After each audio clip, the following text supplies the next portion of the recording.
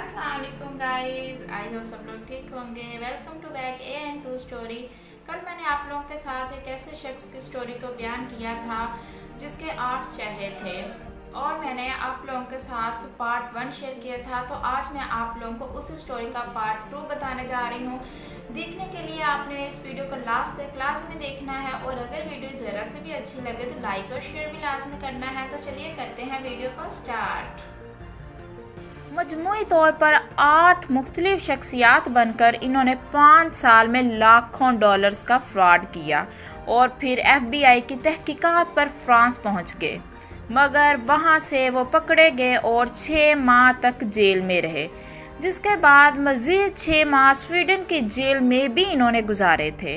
और जब इन्हें अमेरिका डिपोर्ट किया गया तो त्यारे से फरार हो गए, मगर फिर भी पकड़े गए और दोबारा फरार होकर आखिरकार 12 साल के लिए जेल भेज दिए गए।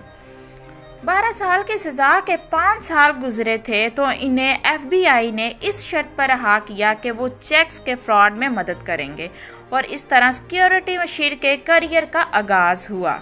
लगभग 40 साल तक FBI के साथ काम करते रहे, जिस दौरान अपनी एक कंपनी का भी आगाज़ किया। वैसे तो ये जो कहानी है ये एक हकीकी कहानी है और इस पर जो फिल्म बनाई गई है वो भी तकरीबन सेम यही किरदार अदा किया गया है, लेकिन फिर भी अगर आप लोग फिल्म को जानना चाहते हैं तो मुझे ज़रूर कमेंट में बताइएगा। मैं उसकी शॉर्ट स्टोरी आप लोगों के साथ ज़रूर शेयर करूँगी नेक्स्ट पार्ट में। तो गाइज़ आई होप कि आप लोगों को ये वीडियो अच्छी लगी होगी और अगर वीडियो अच्छी लगी है तो प्लीज़ लाइक और शेयर लाजमी कीजिएगा। तो चलिए मिलते हैं अब नेक्स्ट वीडियो में। Thanks for watching. अल्लाह हाफिज़।